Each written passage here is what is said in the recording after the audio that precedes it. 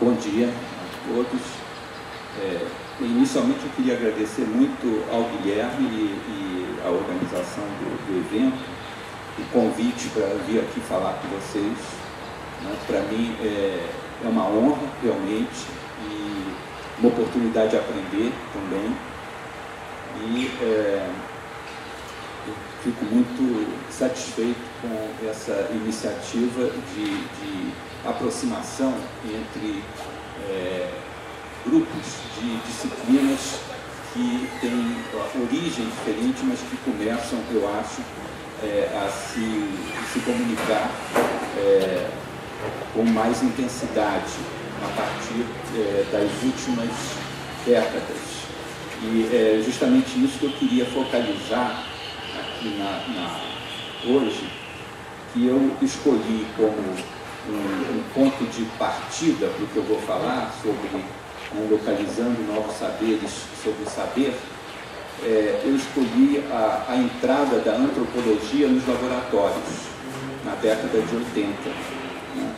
A gente poderia escolher outras entradas, e sempre há uma arbitrariedade na escolha dos começos, mas também não se trata de uma escolha totalmente livre ou arbitrária.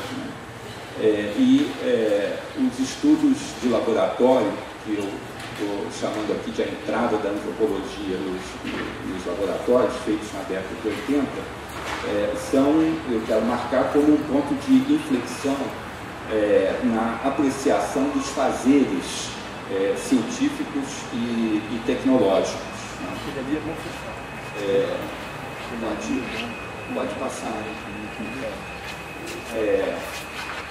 E eu quero indicar alguns percursos nessas já não tão novas direções tomadas a partir dos, então, estudos de laboratório para os estudos de ciências, tecnologias, sociedades, com hífen entre essas palavras. E eu vou também tentar apontar direções de mudanças, de versões de realidade que entram ou poderiam entrar em cena em locais brasileiros, ao localizarem-se novos saberes sobre o saber.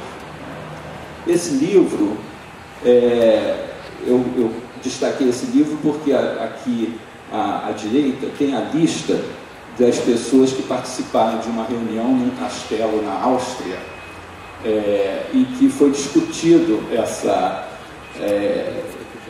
a construção social, como eles chamaram, de sistemas tecnológicos.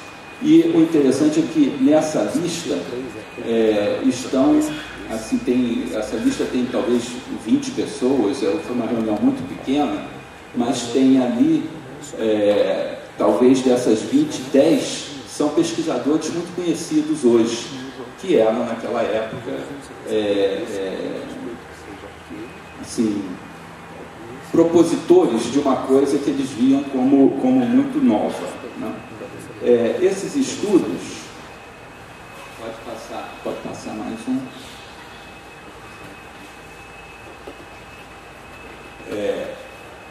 ficaram mais conhecidos 4 desses estudos de laboratório, né? E o único traduzido para o português é o estudo que está num livro chamado Vida de Laboratório, né, do Bruno Latour e do Steve Huga, mas esse não é o único, né? Houve outros estudos de laboratório. Esse é um outro, também bastante conhecido, da Sharon Troy, que estudou a comunidade de físicos de partículas de alta energia. Tem o estudo da Karen Knoscetina e o estudo também do Michael Lynch. Esses 4 estudos que marcaram, de certa forma, o que eu estou chamando de a entrada da antropologia nos laboratórios, né? E o que esses estudos trouxeram, né? Eles trouxeram muita coisa, né? Mas eu queria destacar aqui 4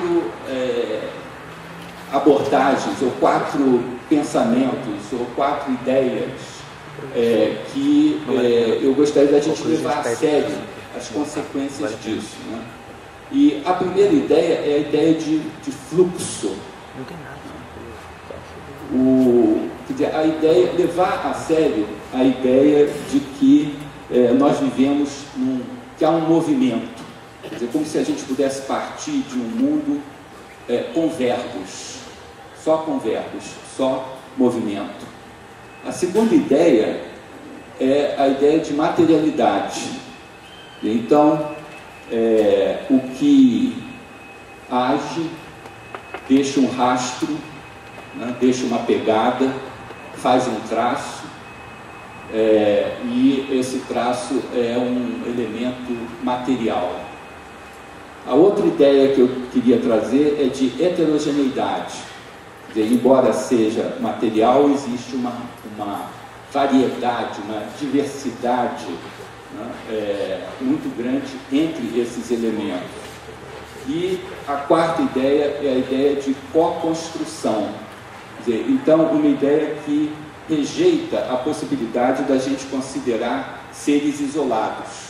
Quer dizer, então, só muito momentaneamente eu considero um computador isolado ou uma pessoa também isolada.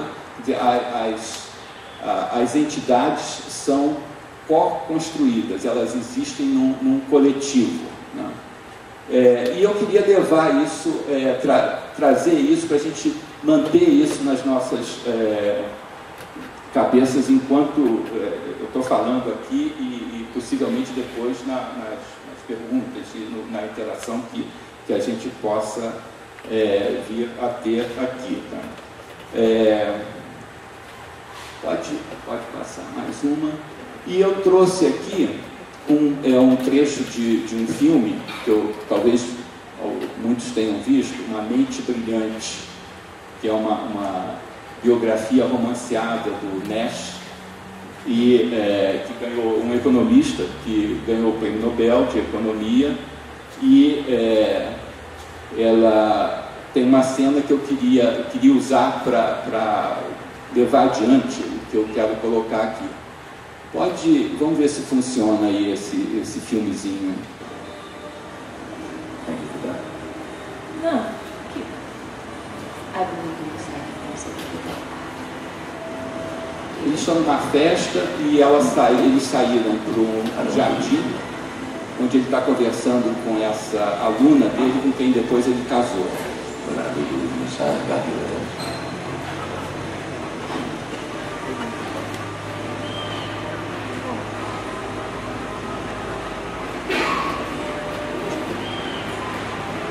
Tried to count them all. I actually made it to 4,300. Ela diz que conta as estrelas. I've gotten very popular with this.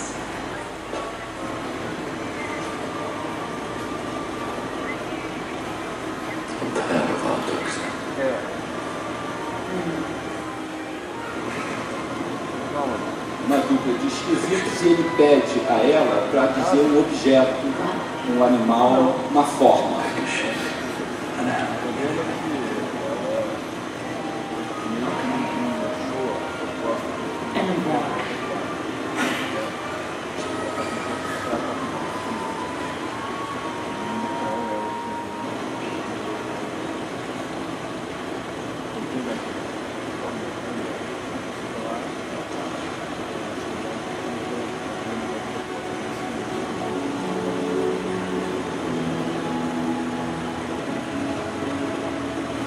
Ele aponta no céu, depois de procurar um pouco, ele escolheu um guarda-chuva e ele consegue mostrar a ela, né, o guarda-chuva formado pelas estrelas, né?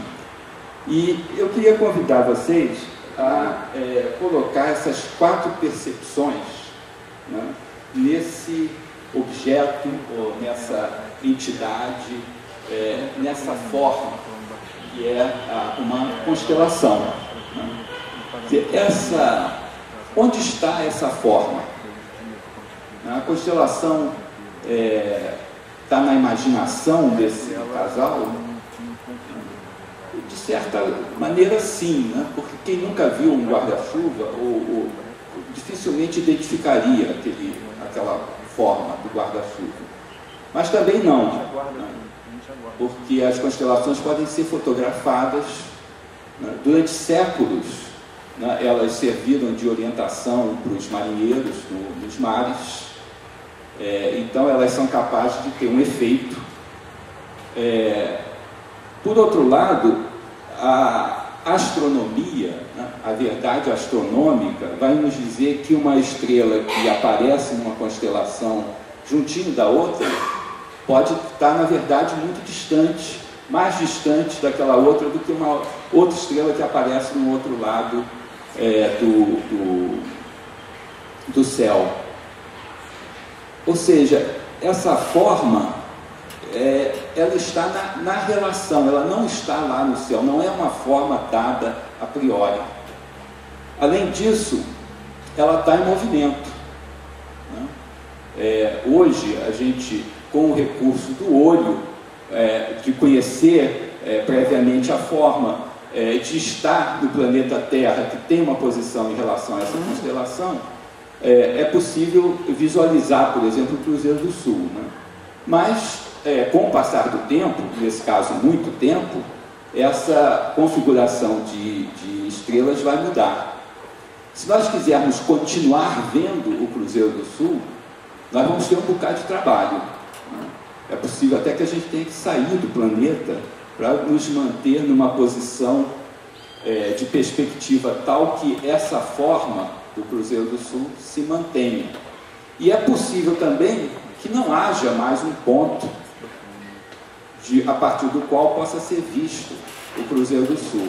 Ou seja, é um movimento em que eu, usando uma palavra do vocabulário, né, de estudos de ciência, uma palavra às vezes muito provocadora, em que eu vou negociando com as coisas, com o universo, eu negocio essa forma, eu posso ter trabalho para manter essa forma, a proporção que eu vou negociando com essas coisas, né, que são esses objetos, que nós chamamos de estrelas, que são muito heterogêneos em sua formação, em sua materialidade, em seu movimento.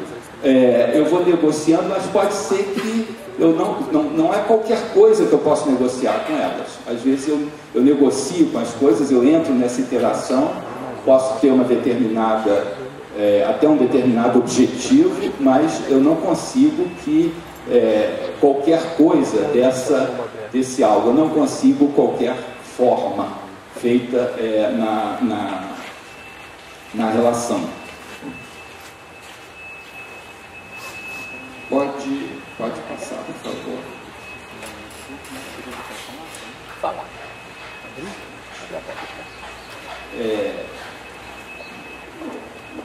Então, eu queria aproximar aqui da questão ontológica, porque e eu vou tentar mostrar que essa questão nos interessa particularmente pelo fato de nós estarmos, vamos dizer assim, na periferia do Ocidente, ou da periferia de uma metafísica euro-americana, como diria o John Locke.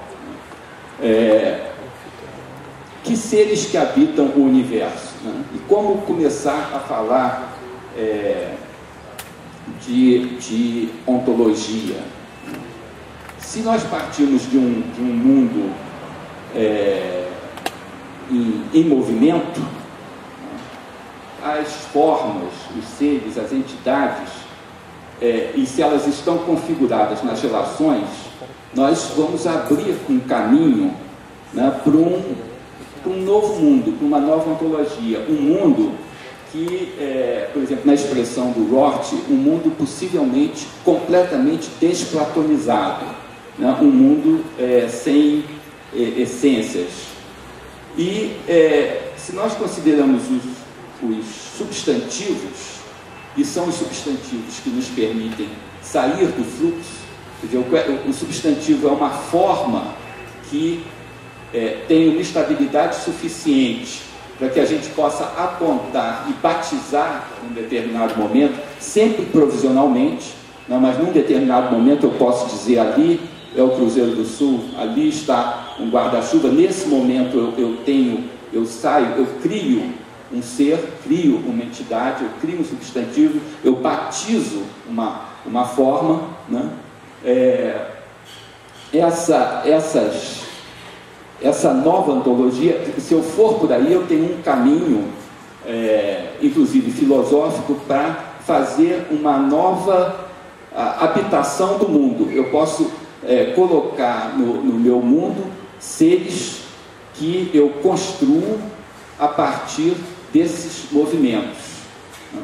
E nós podemos chamar aí também, pode passar, né, um outro filósofo, esse não mais contemporâneo como o Roth, né, um filósofo pragmatista americano, o James, né, e eu achei essa passagem interessante porque ele chama justamente a atenção para as palavras, né, no caso substantivos, que ele diz não devem fechar as questões, né? A gente deve olhar as palavras, olhar cada palavra pelo valor prático que ela tem, né?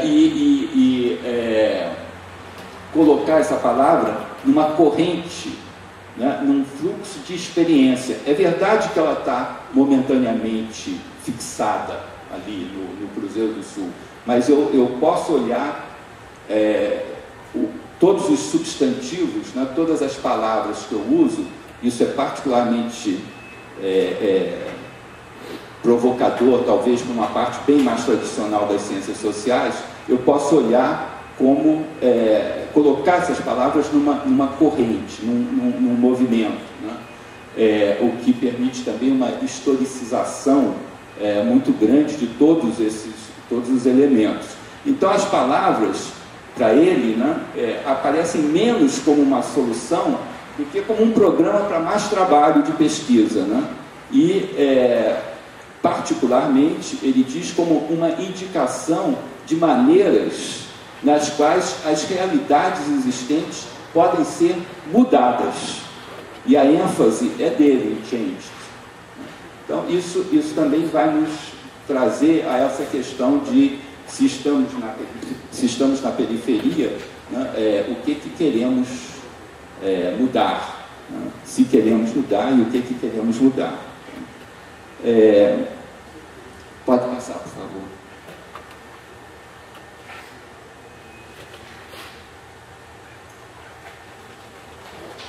A partir dessa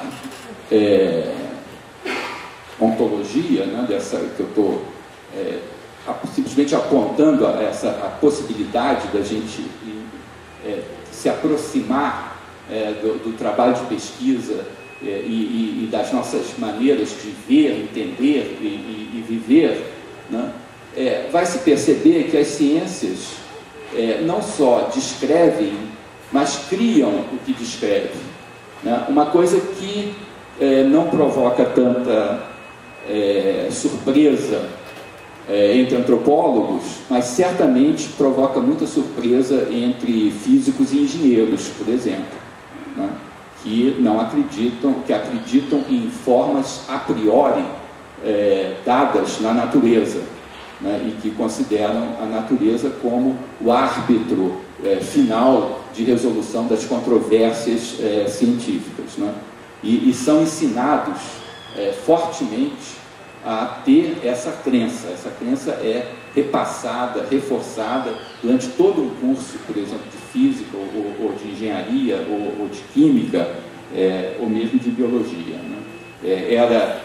Isso começa a se amolecer, digamos assim, começa a perder robustez, mas ainda é muito verdade, né? Isso que eu digo é a formação do engenheiro com forte viés positivista, né? Também essa abordagem permite que se chegue, né, na pesquisa com essa visão das redes heterogêneas, né, os seres como justaposições provisionais, temporárias, de elementos materiais heterogêneos e sem formas pré-definidas, para se olhar, se aproximar de tudo o que age, né? Seria, por exemplo, um ator-rede que age, quem deixa traço, quem provoca diferenças, né? Quem deixa uma pegada, um rastro. Isso é feito por algo que tem uma forma que eventualmente pode ser capaz de batizar, mas não tem uma forma a priori e são ao mesmo tempo, então, reais como a natureza, mas já uma natureza que não tem forma a priori, a forma se dá na relação, narradas como discurso, né, e coletivas como a sociedade, mas não propriamente sociais no sentido da sociologia, uma vez que as coisas serão trazidas para a formação desses seres, para esse batismo dos substantivos, né? E eu queria passar, pode passar mais um slide, tem que sincronizar aqui, ó. Então, isso, quer dizer, eu parti dos estudos de laboratório, disse que os antropólogos, quando entram no laboratório, eles viram, quando entraram no laboratório, quando entram ainda hoje, né, eles veem como que a ciência é feita, né, e a partir daí se chega numa possível, não estou entrando em detalhes, né, a partir daí se chega numa possibilidade de tratar não uma realidade, mas versões de realidade, e não só pode-se estabelecer uma diferença, por exemplo, com o multiculturalismo, porque não são só muitas culturas, mas uma natureza centrada, como normalmente se pratica nos estudos multiculturais, né? Você pode ter vários, você pode ter os chineses, os Yanomamis, os indianos e os europeus, todos com culturas diferentes, mas a natureza é uma só, né? E quem fala em nome da natureza são os cientistas. Então a gente pode se afastar dessa visão de uma natureza centrada. E eu queria elaborar um pouquinho algumas das mudanças que isso pode trazer. Algumas são muitas, né? Por exemplo, uma mudança que traz para a história da ciência, né? A história da ciência, pode passar mais um slide, né? A história da ciência pode, nessa aproximação, realmente se fundir com a história do curso. Quando vai se historicizar os fatos e as leis científicas, né, a história da ciência e a história se fundem. E isso também implica num movimento dos historiadores que até agora não entravam na história dos objetos científicos. Quer dizer, se Lavoisier descobriu o oxigênio, né, você poderia, a história poderia até analisar ou explicitar ou historicizar, né, as condições, se Lavoisier era rico, era pobre, se foi guilhotinado ou não foi guilhotinado, em que condições, chamaria de condições sociais, que foi feita aquela descoberta. Mas essa história que faz a descoberta de formas dadas a priori na natureza pode se chamar de história descoberta, é a história da ciência de menor historicização. Quer dizer, diante inclusive da grandeza, digamos assim, de uma descoberta como a descoberta do oxigênio.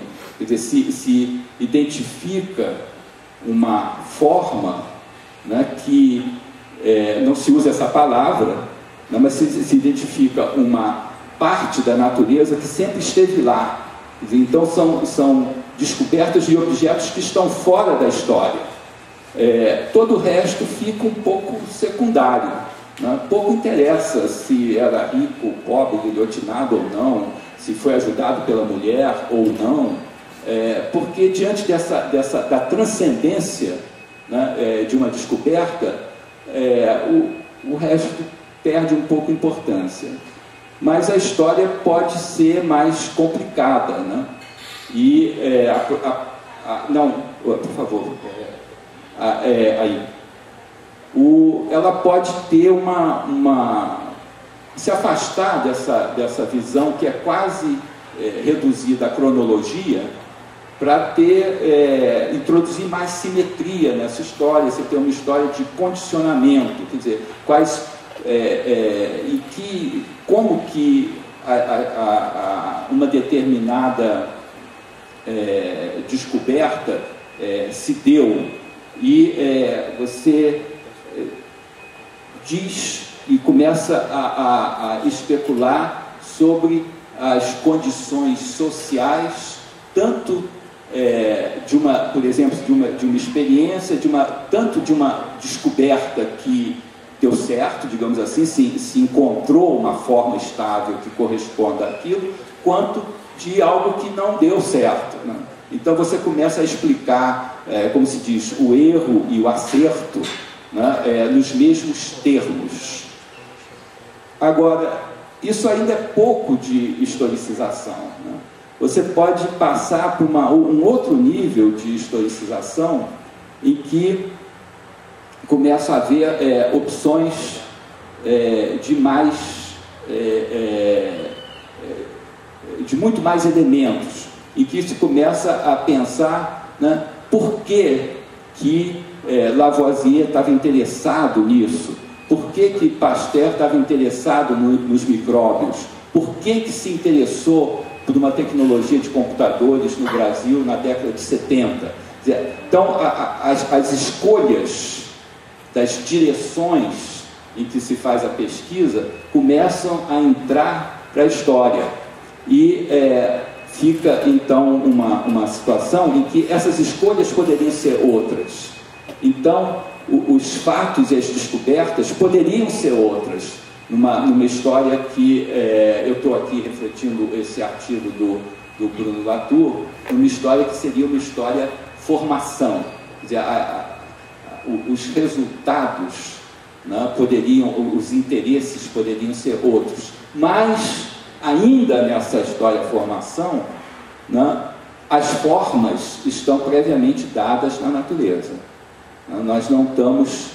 é como se nós tivéssemos um cardápio muito grande, e até em parte desconhecido, mas ele está lá. E a pesquisa encontra formas nesse cardápio, né?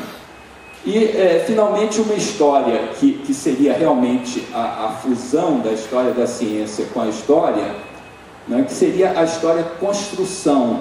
Então, levar realmente a sério, né, como se diz em língua inglesa, tomar a sério, levar adiante, né, a ideia de que os entes só existem na relação. Então, se eu vejo a constelação, eu dependo da posição do planeta, eu dependo do meu olho, eu dependo da minha história cultural, e aquilo vai mudar, mas naquele momento eu sou capaz de visualizar isso através de toda uma rede e um instrumental em que tanto o que eu vejo como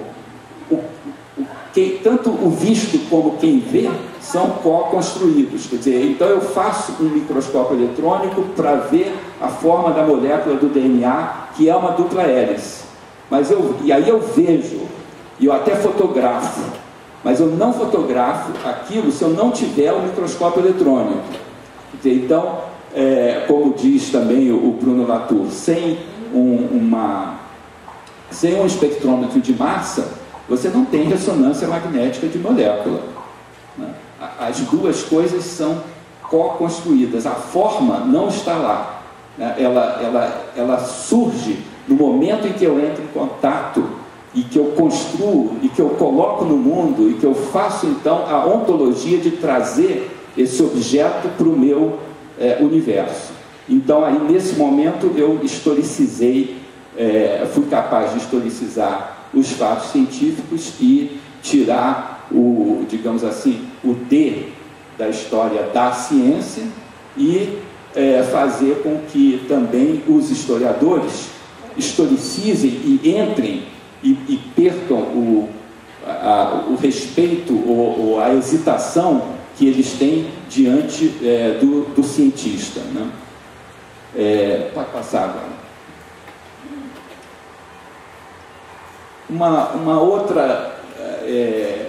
Um outro comentário sobre essas mudanças, né? E agora, essa visão que eu disse que eu queria marcar como a entrada da antropologia dos laboratórios, essa abordagem, né, ela vem sendo adotada em muitos campos. E um campo interessante é o campo da economia também, né, que tem trabalhos, agora está havendo inclusive uma profusão de trabalhos nesse tipo. Esse trabalho das leis do mercado, do Calon, já é até um pouco antigo, sumiu só um instantinho. Sumiu o número do slide, aí fica mais difícil coordenar aqui.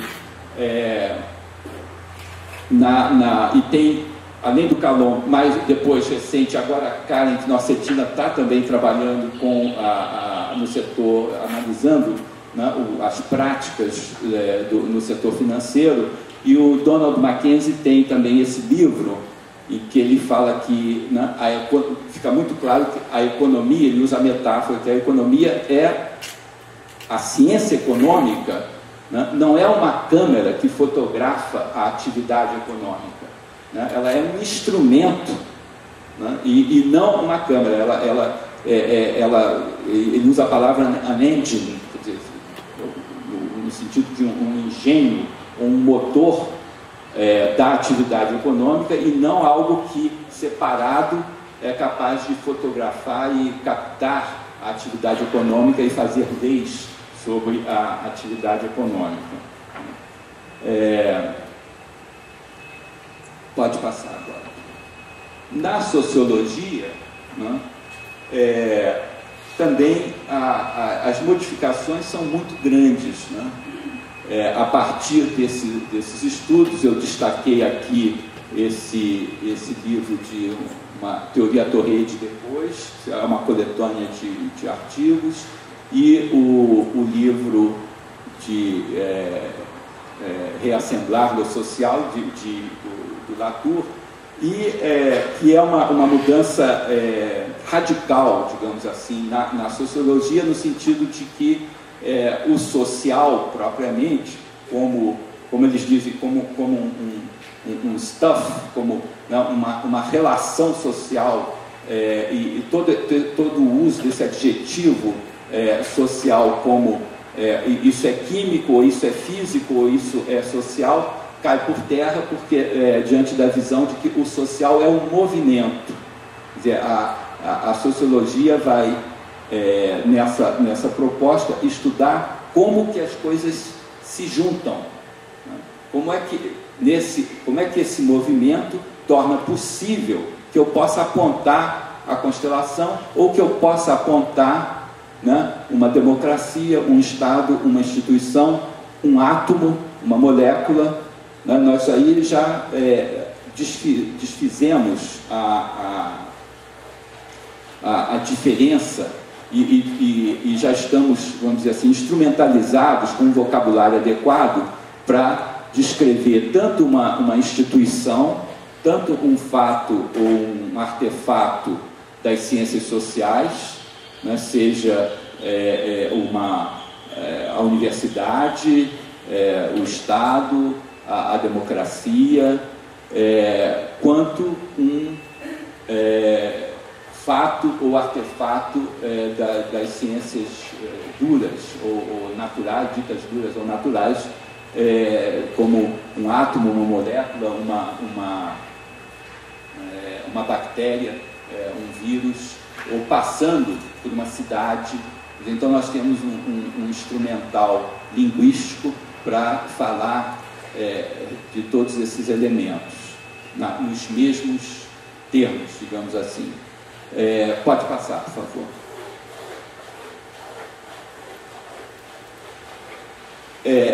Na filosofia e na epistemologia também as diferenças são muito grandes.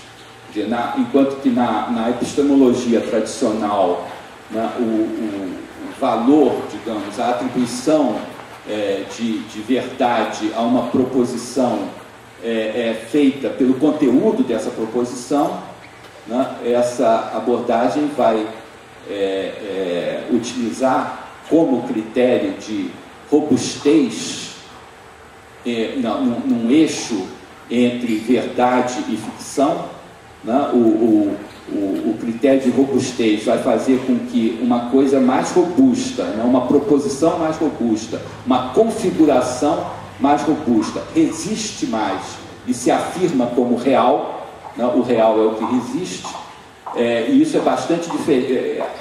Isso vai ser feito em função do que fazem com a proposição e não em função do conteúdo do que ela está dizendo, né? E então um deslocamento muito grande na epistemologia e uma tensão muito grande entre essas novas propostas epistemológicas ou da semiótica, né, com a epistemologia tradicional, né? Então, realmente a natureza deixa de ser o árbitro final, absoluto e isolável, com formas pré-definidas na resolução das controvérsias, né, ditas científicas, né? E com isso, o privilégio epistêmico tradicional, essa ideia, inclusive, de que o pedestal do cientista, é preciso ter muito cuidado, porque eu não estou, e essa abordagem de maneira alguma está sugerindo que se jogue a ciência fora, tá? E de maneira nenhuma também questionando a eficácia das ciências, né? Não dá mais para falar na ciência, no singular. Não está se questionando nem a eficácia das ciências, nem se dizendo para jogar as ciências fora, mas está sim se tirando a ciência, está tirando dela um privilégio epistêmico, no sentido de que a ciência passa a ser humanizada, né? A ciência passa a ser como a música, né? Você tem Beethoven, tem Chico Buarque, tem cantor de churrascaria, e todos vivem, são músicos, né? Vivem de fazer música. E os cientistas também, você tem grandes cientistas e tem outros não tão grandes e que vivem uma vida respeitável, digna, e a ciência passa a ser o que os cientistas fazem, né? É a melhor definição de ciência. Então, tira a ciência do pedestal.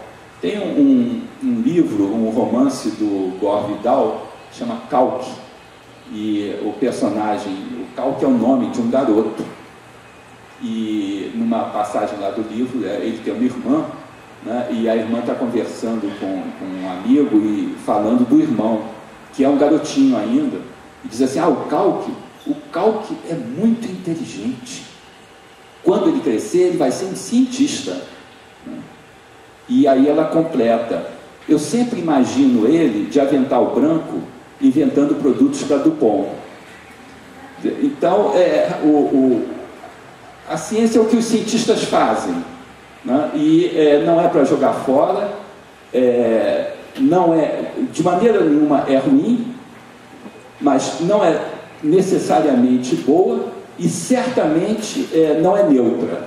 Quer dizer, não é boa, não é má e não é neutra. E essa abordagem, então, humaniza, digamos assim, ela tira qualquer transcendência da atividade científica, e isso é um deslocamento muito grande na filosofia da ciência, né? Pode passar, por favor. Na antropologia, né, a gente tem a oportunidade de fazer, né, estudos críticos do desenvolvimento. E aí agora eu estou começando a chegar para o final também. Não sei se eu estou passando muito, das nossas questões específicas, né? Então, a ideia de desenvolvimento é uma ideia histórica, é uma ideia diversa. O desenvolvimento, como tudo, né, vai variar de um local para outro. E, então, tem muita oportunidade, né, dos antropólogos como grupo, né, e em ressonância, em aliança com outros, porque inclusive essa abordagem também, certamente está borrando as fronteiras disciplinares da construção do conhecimento moderno. Quer dizer, a universidade está organizada em departamentos, você tem toda uma especialização que vem para o lado também administrativo, e tudo isso aí está para ser discutido, digamos assim, toda a especialização da construção do conhecimento moderno.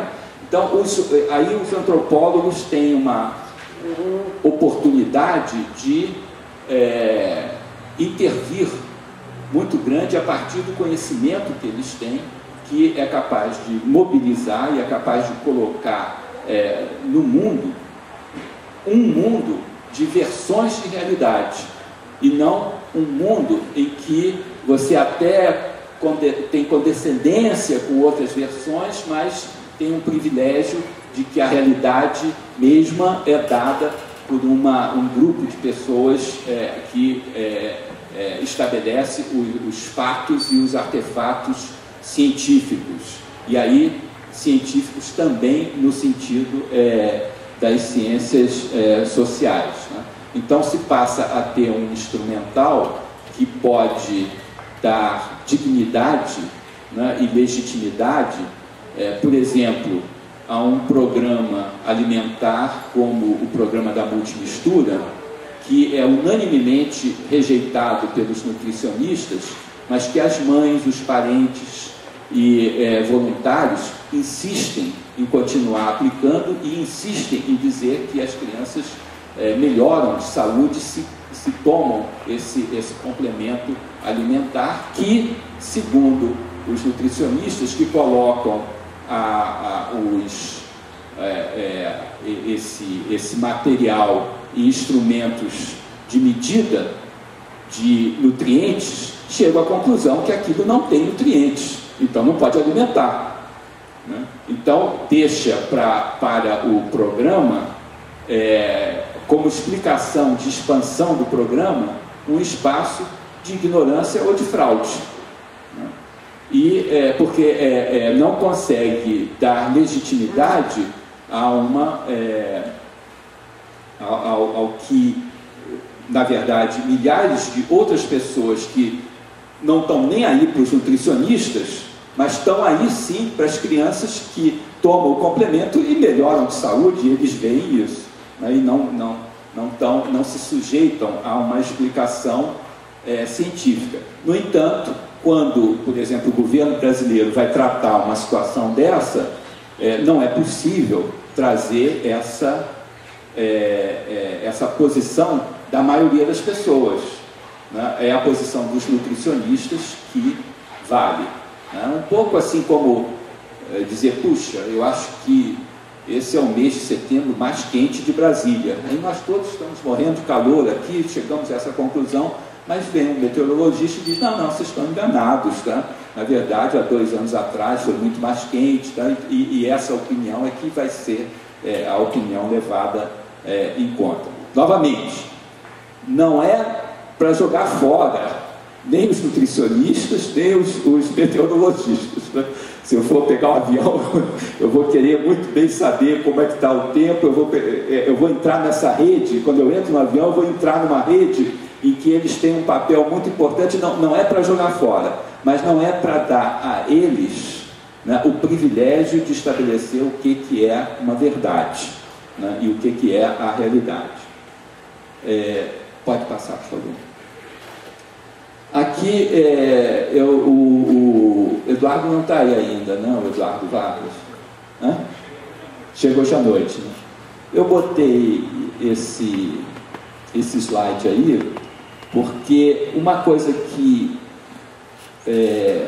nós achamos, quer dizer, porque se você for comprar, por exemplo, se você estiver interessado no Gabriel Tarde, é muito mais fácil comprar o livro do Lepine, com o Latour, do que comprar o livro do Eduardo, né? Aí você entra eu entrei várias vezes no estante virtual, por exemplo, não tinha o livro do Eduardo. Aí que eu não tenho. Aí eu entrei há 3 dias atrás, para minha surpresa tinha. Aí eu comprei, né? Mas lá, por exemplo, tem um espaço para botar a capa do livro. Aí está sem imagem de capa. O que eu queria dizer é que, se nós estamos realmente assim, levando a sério a questão de fluxo, materialidade, heterogeneidade e co-construção, e que tudo que a gente faz é uma intervenção, quer dizer, quando eu escrevo um artigo, eu não fujo, eu não posso ser neutro. Eu vou estar sempre reforçando alguma coisa, ou, né, eu não escapo de uma modalidade. Algumas coisas eu vou usar como fatos, outras coisas eu vou questionar e empurrar na direção de ficção. Eu empurro na direção de ficção ou empurro na direção de fatos. E a circulação se torna fundamental. Então, o que eu estou fazendo aqui, e aí eu estou também fazendo uma inflexão nessa apresentação, né, é que nós precisamos fazer um esforço também de divulgação, né? Nós estávamos conversando antes de vir para cá, por exemplo, da dificuldade de se conseguir pareceristas para os papers, porque você escreve e diz, não, mas isso aqui não é economia, isso é história. Não, isso não é história, isso é economia. E você fica sendo jogado, isso não é antropologia, né? Você fica sendo, o Michel Calon reclamou de um paper que ele mandou para uma revista de antropologia, e eles diziam, isso aqui não é antropologia, e exigiram que ele mudasse o título do trabalho, né? Então nós temos também como a gente não escapa de estar sempre intervindo, nós temos também uma certa digamos assim, a gente tem que colocar um esforço na melhoria da circulação da nossa produção. Se a gente não fizer isso, nós vamos alcançar, a nossa escala vai ficar menor, né?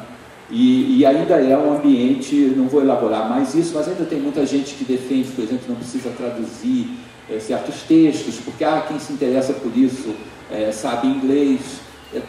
Totalmente diferente da minha experiência com os alunos, né, de dificuldade, de velocidade, de absorção de um texto em inglês.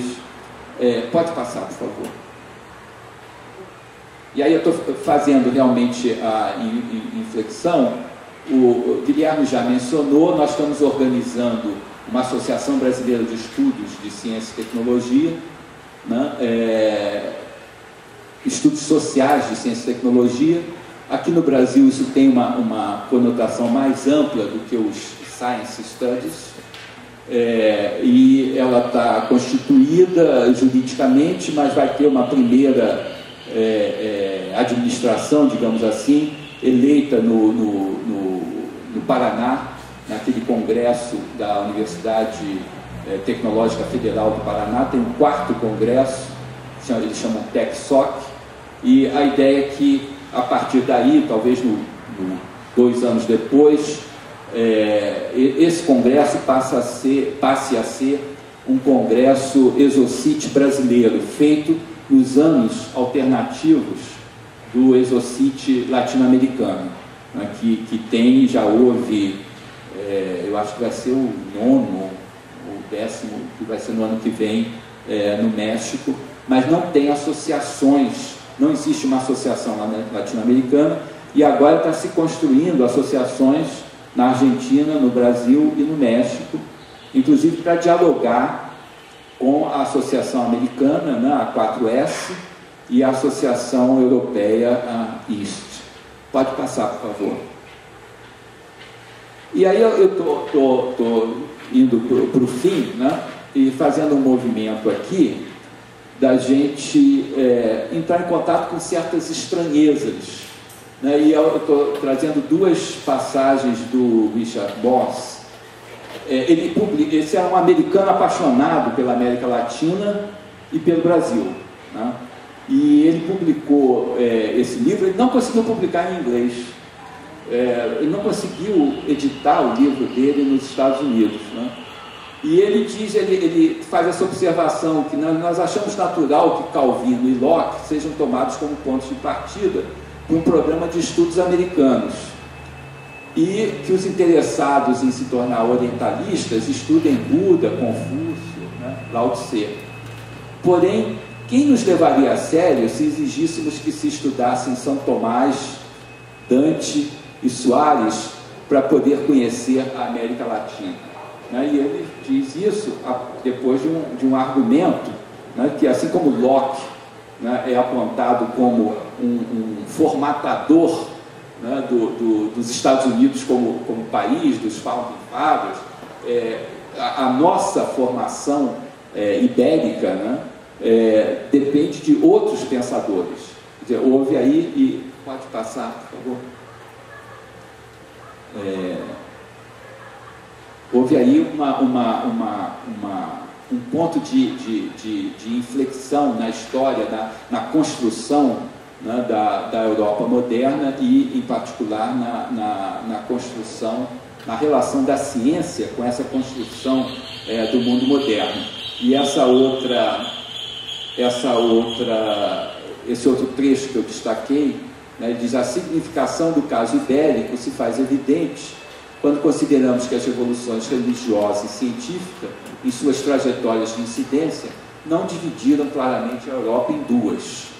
O protestantismo prosperou ao longo de um eixo setentrional leste-oeste, enquanto a ciência desenvolveu-se num eixo norte-sul, inclinado para a Península Italiana.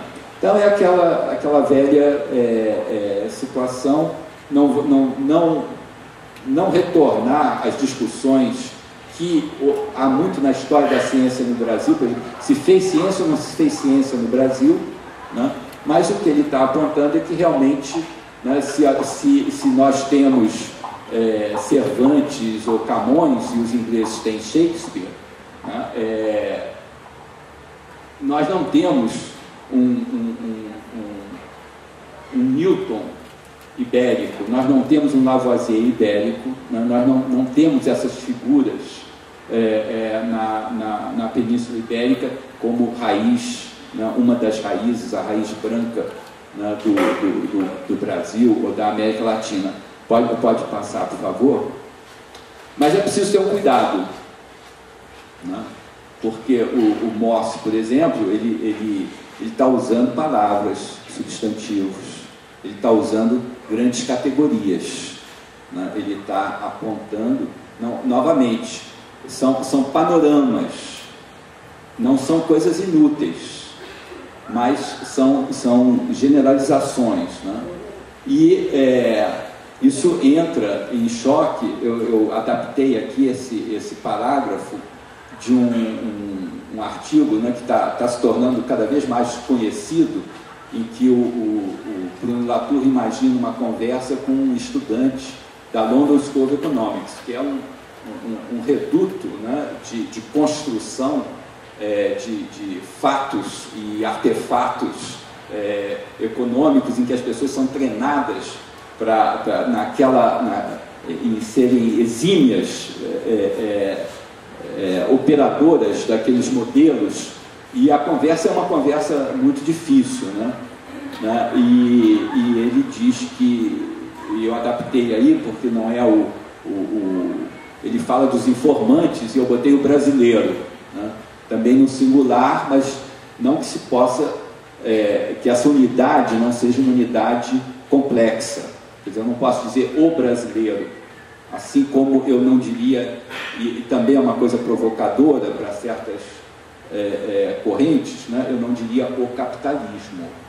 Eu não acho que seja uma coisa que possa ser capturada, assim como se você enfiasse uma concha e pegasse o capitalismo. Tá? Ele não se submete a isso, ele é diverso.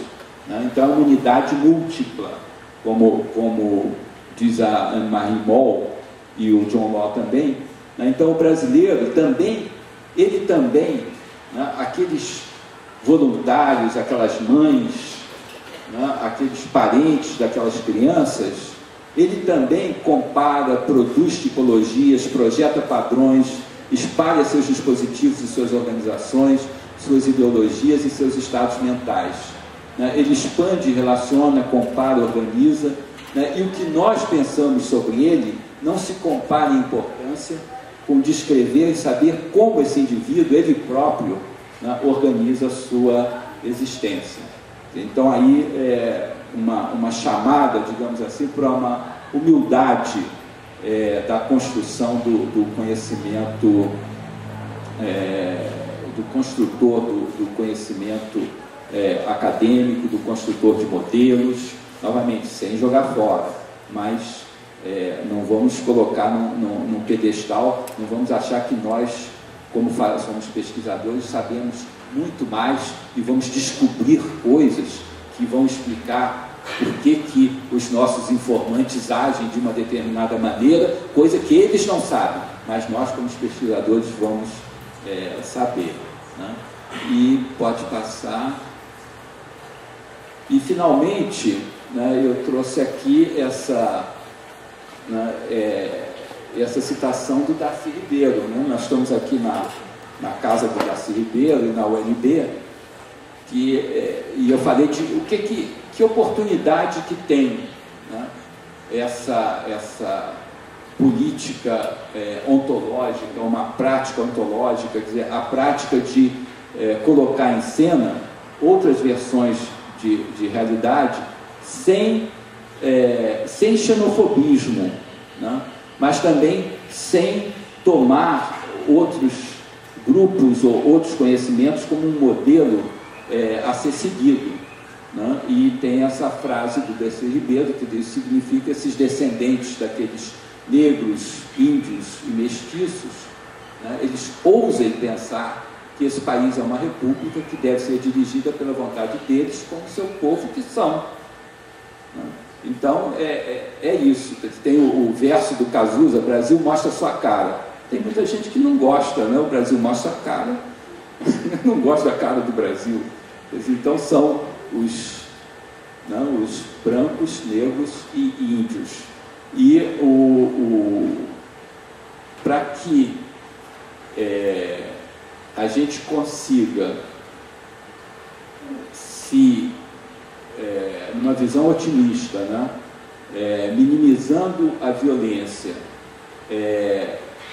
fazer do Brasil um lugar que não seja resultado de um projeto imposto de fazer aqui uma nova Europa, eu acho que não funciona. Para que a gente possa fazer isso, é preciso soa como uma coisa muito teórica, muito filosófica, mas é preciso fazer uma nova ontologia. E é isso. Obrigado.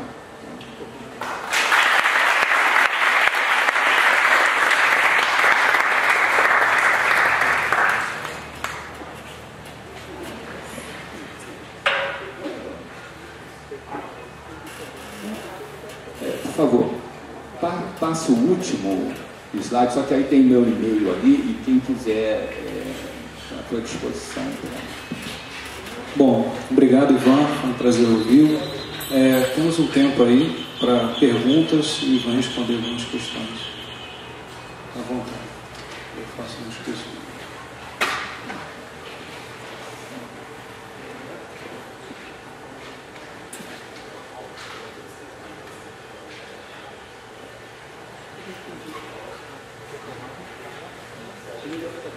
Bom, então eu faço a primeira aqui.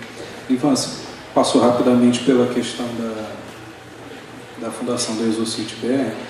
Qual, na sua opinião, a real contribuição que nós, antropólogos da ciência, antropólogos de uma forma geral, você acha que nós podemos dar para dentro dos estudos de ciência, tecnologia e sociedade, sem verificar justamente essas separações entre sociólogos, antropólogos, filósofos, epistemólogos, quando a gente sabe que na realidade essas separações, esses dissensos acontecem muito mais em termos de formação, né, de graduação, e muito mais em termos de referencial teórico, não filiação teórica que as pessoas. Então, queria que você falasse um pouquinho a respeito disso.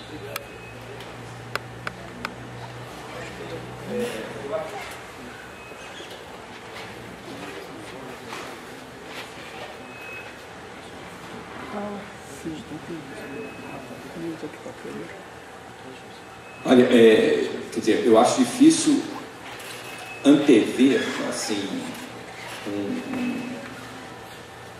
tipo, vamos dizer, uma missão ou uma postura, digamos, dos antropólogos ou dos sociólogos ou dos historiadores. O que eu acho que eu poderia dizer é que a expectativa é de participação. Quer dizer, e nós estamos tomando um cuidado de fazer uma representação tanto disciplinar quanto geográfica na constituição da Exocit BR. Tem uma diretoria e tem um conselho deliberativo, né? Que inclusive você não sabe, mas você está lá.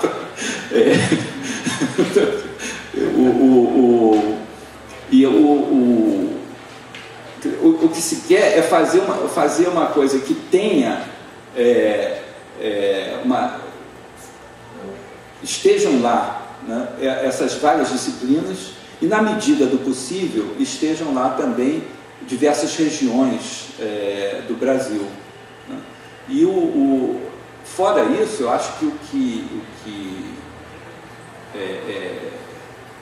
que é bom é que haja uma disposição justamente de construir, fazer uma construção que vá libertando a atividade das grades que passam muito, inclusive, para a administração.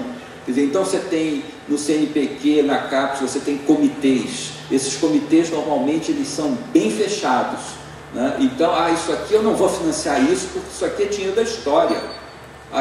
Isso aqui é sociologia, eles que vão para a sociologia. Então a gente fica com uma dificuldade muito grande de fazer. Se fala muito em interdisciplinaridade, mas quando você faz alguma coisa interdisciplinar, você começa já na universidade a bater nas dificuldades que estão aí implantadas, né?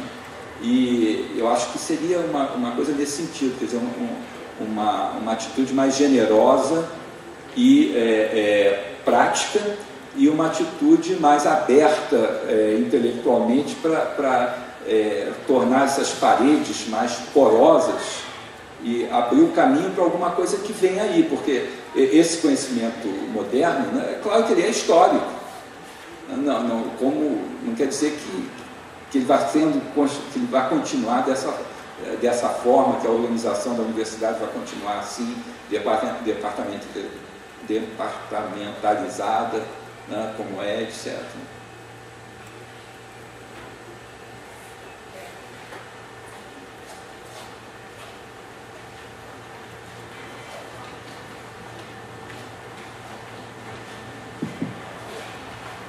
Obrigada.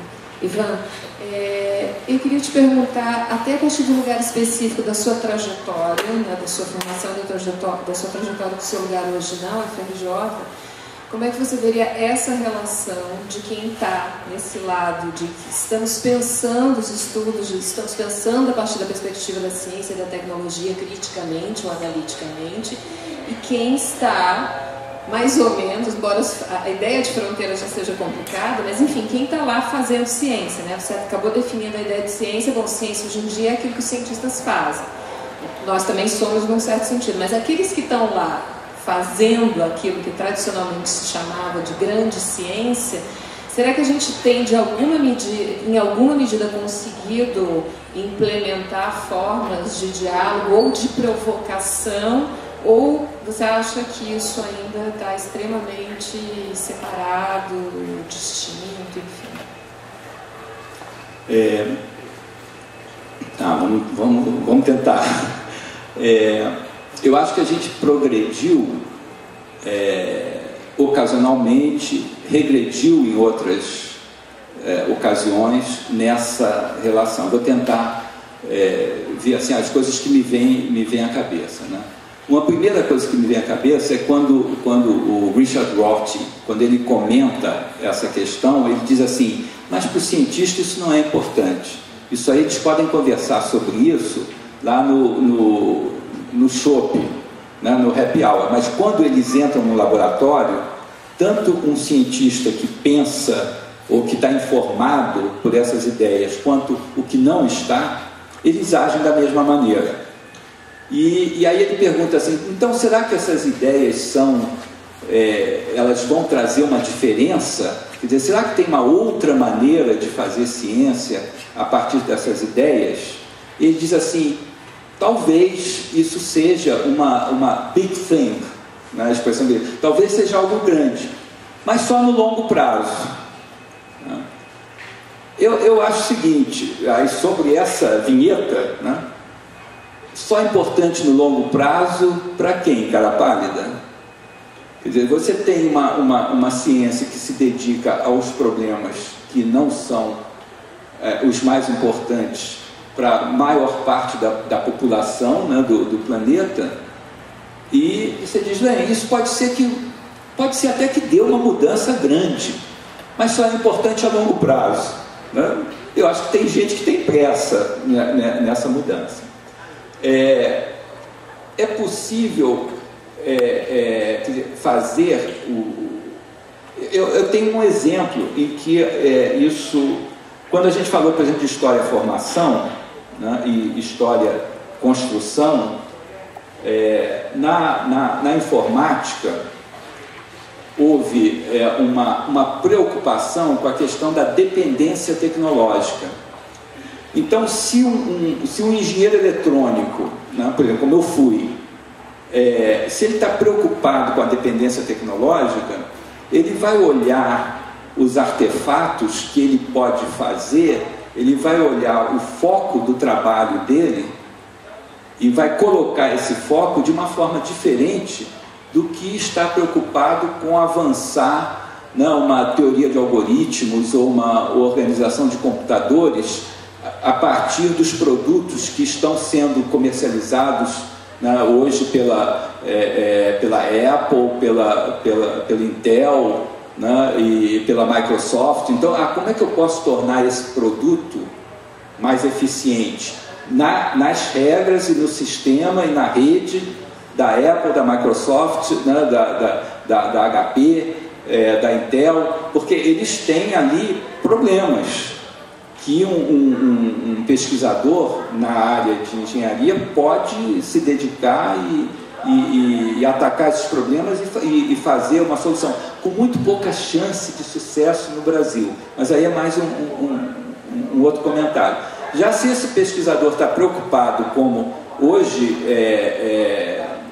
né, isso sofreu um deslocamento, mas preocupado com a questão de uma dependência tecnológica do país, quer dizer, de nós utilizarmos artefatos que a engenharia brasileira não sabe fazer, não dá conta.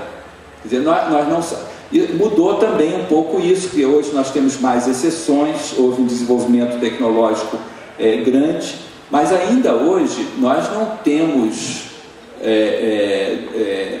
capacidade de projetar e até de manter a produção sem um fluxo contínuo de informação, de engenharia que vem de fora, né? Então, se esse pesquisador das ciências duras, digamos assim, está preocupado com, nesse exemplo, com dependência tecnológica, ele desloca sim, né? E houve, assim, isso não vale, eu acho, só para os engenheiros, né? Eu acho que nós estamos falando do carro, você tocou, por exemplo, na área de direito, né? A área de direito é fundamental, porque você você pode fazer um desenvolvimento brasileiro muito bem sucedido e você vai ser barrado pela propriedade intelectual. E se você copia as leis de propriedade intelectual, você traz uma série de coisas que não são sequer analisadas. Você traz uma ontologia junto com a lei. E tem exemplos assim de área de telecomunicações, né? Os acordos internacionais às vezes são centenas de milhares de páginas que são sequer traduzidas. E isso passa aqui no Congresso, vai passando e se torna obrigação e compromisso do país. E já se você tem uma preocupação com isso, novamente, os advogados têm que ser mobilizados, né? A mesma coisa vale para os cientistas sociais também. A gente escolhe os problemas que a gente vai trabalhar. Não sei se é isso um pouco.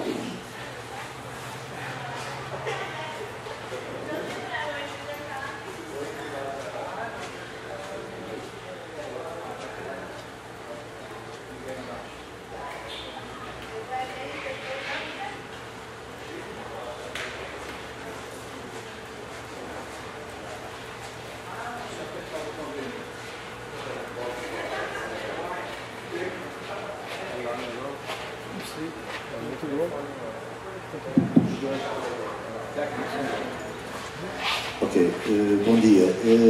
Eu vou tentar falar um português estranho, porque é um português europeu, de Portugal, mas vou tentar abrir ao máximo as minhas vogais para me entender. Eu gostei muito da sua intervenção, principalmente, digamos, a parte que eu desconhecia, ou pelo menos, digamos que aquela primeira parte faz parte, enfim, é a história um pouco desta nova área da ciência, tecnologia e sociedade, uma história, aliás, muito bem apresentada.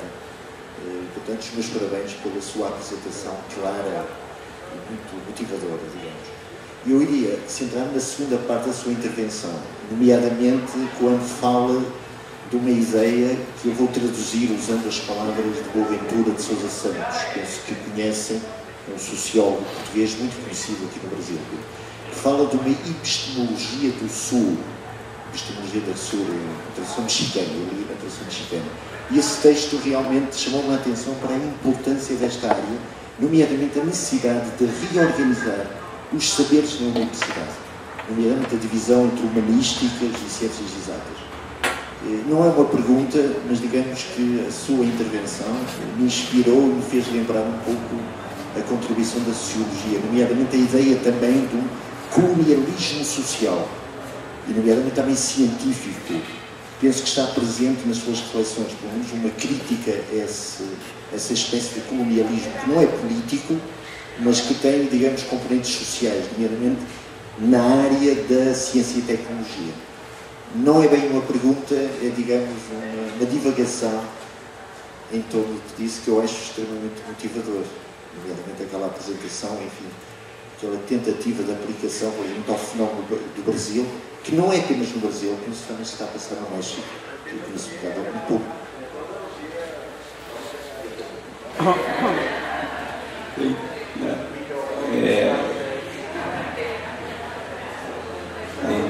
Muito obrigado pelo elogio, pelo comentário, e certamente, quer dizer, o Boaventura de Sousa Campos está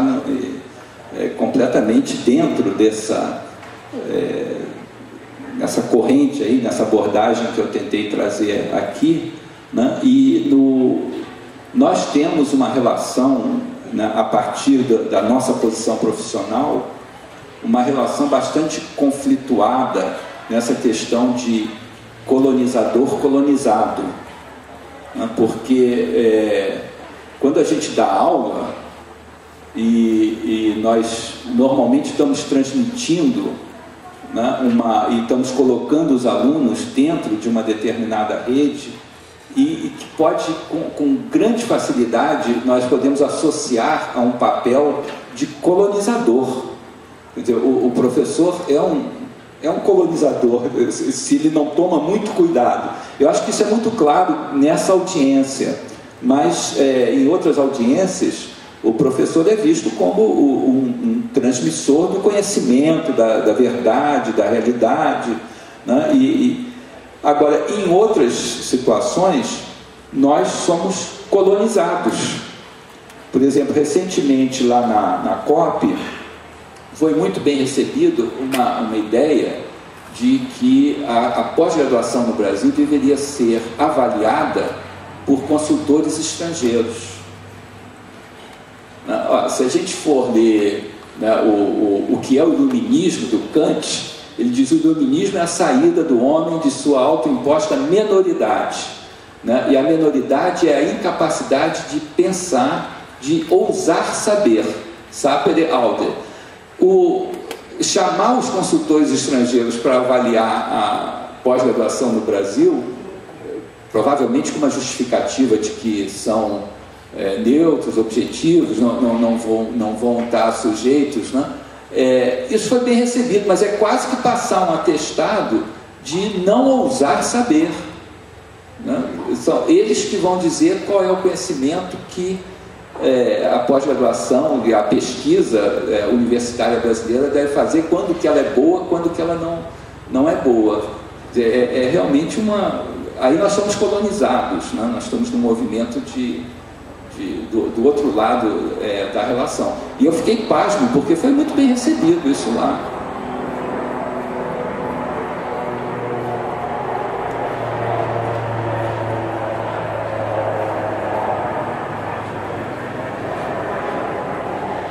Então, seguindo um pouco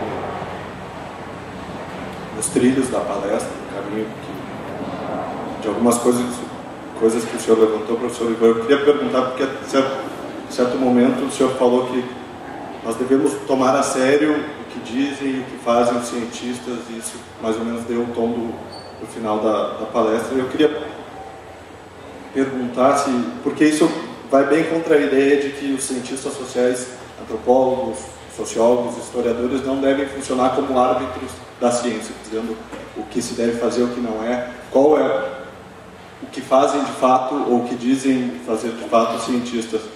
E nesse sentido eu acabei pensando sobre, porque muitas vezes a gente acaba produzindo certas representações sobre os cientistas sobre as quais eles nas quais eles não se enxergam, eles não se entendem. Como é que a gente consegue articular isso com a nossa produção, com uma autovisão do cientista sobre o que eles dizem que fazem, o que eles fazem? Eu pensei muito no sentido do que fala Stenger do humor. Qual seria, então, por exemplo, a diferença entre uma perspectiva do humor e uma perspectiva da ironia, do deboche, no sentido de que uma pode ser altamente producente e a outra pode inviabilizar o diálogo e até mesmo fechar certas portas para antropólogos, sociólogos e historiadores da ciência? Queria que o senhor discorresse um pouco sobre isso. Eu agradeço a pergunta, e é uma pergunta difícil, né? Na questão do... Primeiro, só um esclarecimento aí mais simples, né? Nessa questão do árbitro, né? Que isso vale muito para os cientistas das ciências naturais, né? Eles não vão dizer que eles são o árbitro, vão dizer que o árbitro é a natureza, né? E eles falam em nome da natureza, mas não são eles... justamente o truque, né? Porque eles são o árbitro, mas porque falam em nome de uma entidade que não fala. Quanto a dissonância entre a imagem que os cientistas fazem deles mesmos e essas outras imagens que são colocadas em cena, eu acho que o que se pode, vamos dizer, almejar são boas descrições, né? No sentido de que uma descrição, uma boa descrição mesmo, ela, de certa forma, ela quase que dispensa uma explicação, né? Quer dizer, você... vou arriscar uma comparação com uma piada, né? Se você tiver que explicar a piada, ela perde, né? Ela é alguma coisa que é dita e que ela só vai se completar no outro, realmente. Você não tem uma situação em que você vá criar um isolamento e dizer, aquilo explica. Você tem que entrar em contato com aquele objeto e tirar desse contato, dessa imbricação, o que ele tem a oferecer e que já vai ser junto com você, né? E eu acho que é isso que pode ser buscado numa pesquisa nessa linha, quer dizer, uma descrição cada vez mais densa e que se coloque como uma boa descrição. Eu acho que não tem muito mais coisa a oferecer aí. Inclusive, peço se alguém mais quiser comentar, por favor. Eu queria fazer uma pergunta nesse sentido que você colocou da importância da entrada do antropólogo nos laboratórios, né? E parece que atualmente eles estão entrando pela porta da frente mesmo. Eu estudo nanotecnologia e ética, então me interessei por essa reunião, e parece que agora que eles estão entrando convidados, né? Tem sempre uma verba, um pouquinho das grandes verbas de pesquisa para entrar antropólogos, cientistas sociais e de outras áreas, mas eles são convidados para, de alguma forma, legitimar, né, aquela pesquisa científica para que ela não seja tida como uma pesquisa, uma prática científica abortiva e, portanto, abortada, né? Como aconteceu, por exemplo, com os organismos geneticamente modificados e outras técnicas, né? Nesse sentido, eu queria perguntar, disso que você colocou, da relação com as ciências, né? Como é que essa relação do cientista que estuda, que tem a ciência como objeto de análise, né, no caso do antropólogo, ele pode mudar essa relação? Como é que ele se coloca nessa relação? Como ele também pode mudar a ciência nesse sentido, que foi um pouco como ela já tinha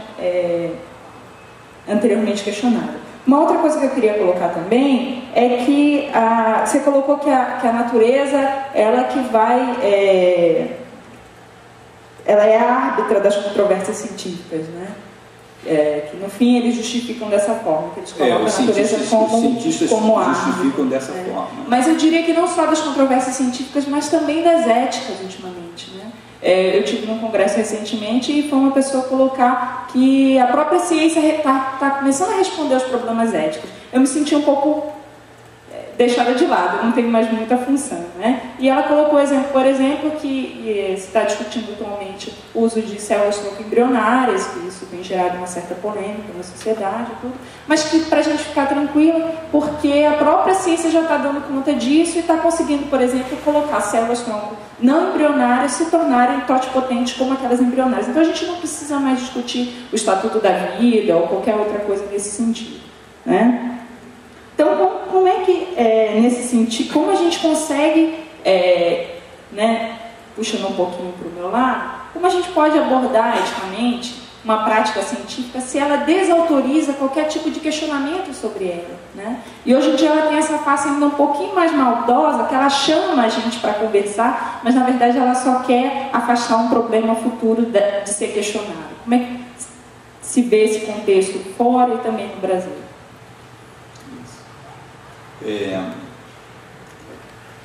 Essa separação, né, de natureza, sociedade, dizer que tem uma natureza, ela atua muito profundamente, né? Quer dizer, numa colocação assim crua, né, os cientistas sociais vão dizer que o que resolve uma controvérsia é uma lei da sociedade que eles descobrem, né? Porque a sociedade tem uma natureza, né, que justamente, novamente, numa colocação rude, né, seria o objeto da sociologia, descobrir as leis da sociedade, né? Assim como a física descobriria as leis da física, do mundo material, né? Então, essa divisão, ela atua e ela é mobilizada. E você está falando de questões de assimetria, de distribuição. Então, você está falando de questões políticas, né? E não tem, eu acredito que não tenha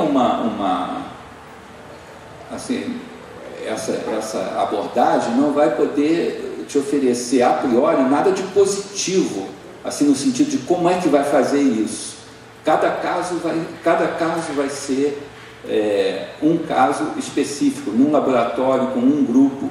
Claramente, esses movimentos de chamar, né, os cientistas sociais para acompanhar são movimentos, muitas vezes, defensivos, no sentido de mudar para que não se mude, né? Também está cada vez mais claro que os cientistas, ou os que estão construindo esses conhecimentos, eles têm ainda, mas isso eu acho que está mudando de forma não uniforme, varia de país para país, mas eles têm uma forte apego a só discutir as coisas em seus próprios termos, né? Então, tem desde assim, exemplos em que isso fica muito forte, né? Quer dizer, se você tem um resultado, por exemplo, na física, estabelecido por um determinado laboratório que tem toda uma infraestrutura de equipamentos, né? E vai dizer assim, essa partícula tem tal massa, existe durante tanto tempo, tem uma vida. Você não pode se contrapor a isso sem ter um laboratório igual aquele, né? A discussão nem tem sentido. Você precisa do que chama o contra-laboratório. Agora, isso tem mudado. Por exemplo, o Brian Wynne é um cara dessa área e ele faz discussões às vezes ele é odiado por isso, mas ele pega um biólogo e uma dona de casa, por exemplo, e coloca na televisão na Inglaterra para discutir um problema, né? E então ele não parte do princípio que o biólogo está com a verdade. Ele não joga fora novamente o biólogo, mas se você estiver falando de higiene de um corpo, de criança, ele vai pegar e colocar a dona de casa em igualdade de condição, ali, com o mesmo direito de falar. Ele cria um equilíbrio entre essas duas visões, entidades, opiniões, versões de realidade. E então eu acho que é um pouco por aí, quer dizer, isso está assim, tem gente que vai puxar para um lado, tem gente que vai puxar para o outro, né? E a ideia só não tem tanta força.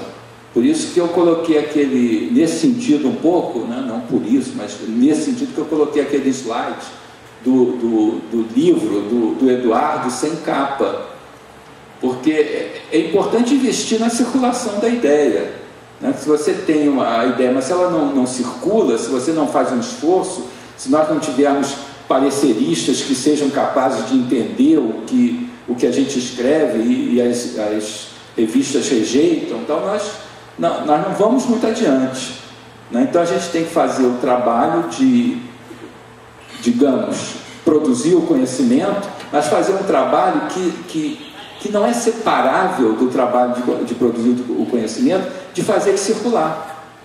A gente tem que se empenhar nisso.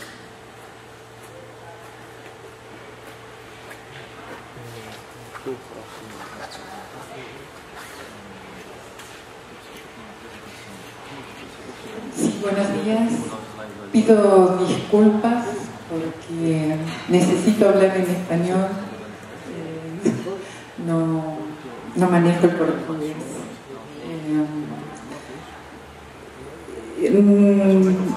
Me parece su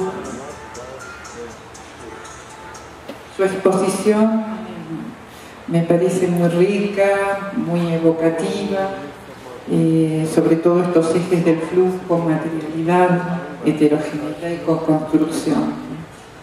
Pero por otro lado, me genera una tensión, una inquietud en virtud de mi experiencia de campo en trabajos de laboratorio en la Argentina, en laboratorios de biotecnología. Y para ser concreta, preferiría empezar por la experiencia y luego hacer la pregunta más de la inquietud con respecto a estos ejes. Estoy hablando muy rápido. Não está falando rápido, mas tem talvez um problema do som, vou afastar pouco o microfone. Así. Así. Sí. Perdón. Comienzo con el caso.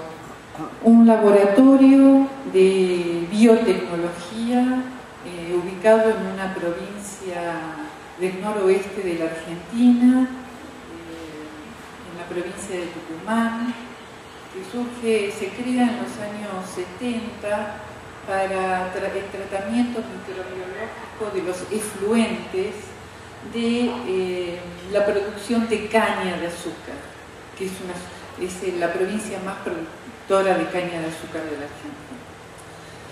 Bueno, en su desarrollo se van incorporando nuevas líneas de investigación, por supuesto que en los años 90 se incorpora la biotecnología.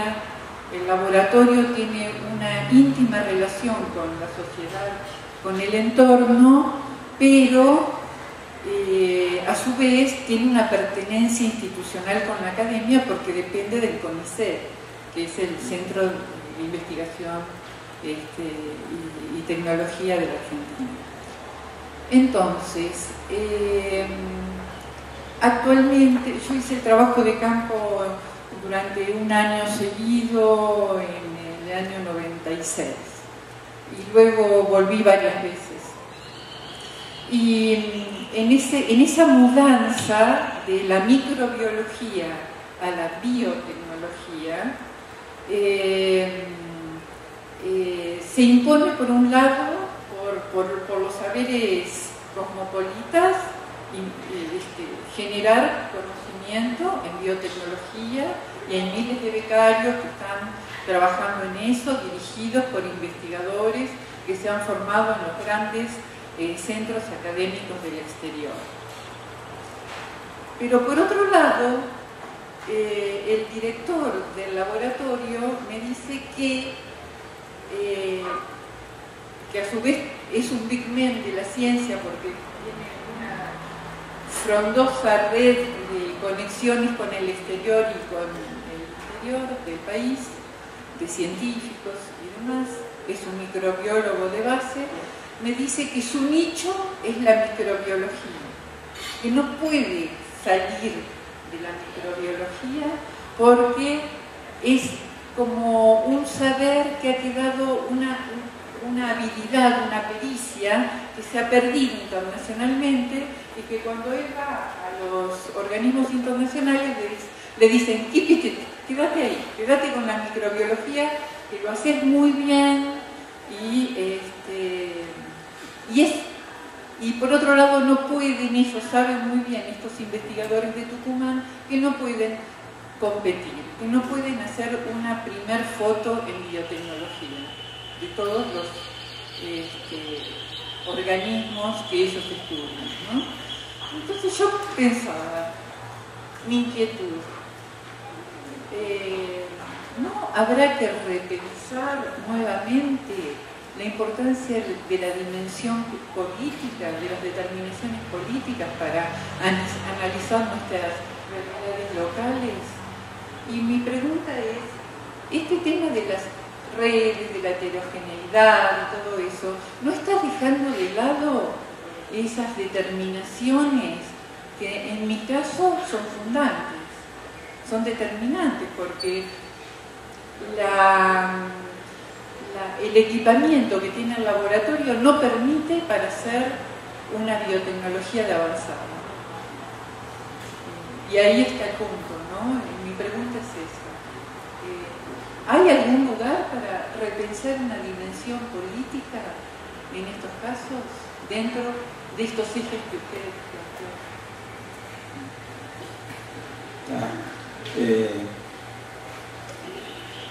O que eu não sei o quanto ficou claro o que está sendo trazido aqui é inseparável de uma atitude política, no sentido de que é um instrumento para tratar e trazer a política para decisões que normalmente são tomadas de uma forma estruturada, como não sendo políticas. Então, que são as decisões ditas técnicas, que são tomadas num laboratório, por exemplo, precisa de um equipamento para fazer isso, né? Quais são as características do equipamento? E aí se compra aquele equipamento e é uma decisão técnica, né? Essa abordagem, na medida em que ela vai historicizar, quer dizer, ela vai perguntar a origem das motivações, quer dizer, esse equipamento vai fazer o quê? E por que nós estamos interessados nisso? E quais são os efeitos que se pode antever se nós trabalharmos nisso, né? E vai então ampliar, vai trazer outros elementos. Você tem, através da historicização, ou através da complexificação, né? Da problematização de uma situação atual, você tem uma maneira de politizar a decisão. Eu não sei se eu entendi a parte de um pesquisador individual, né? Se ele está treinado numa determinada, se ele tem uma determinada habilidade, né? Eu acho que, principalmente dependendo da idade dele, aí eu estou falando de um caso individual que eu achei que você colocou um pouco, falou de uma pessoa, né? Dependendo da idade, ele tem uma forte tendência a se ater, né, àquela habilidade que ele domina, né? Eu acho que mesmo, quer dizer, se você sabe fazer uma coisa, se você tem um conhecimento, e alguém chega e diz assim, não, isso que você está fazendo não vale mais, né? Chegar para um padre e dizer, não, Deus não existe, não reza nas missas, tem uma resistência aí, né?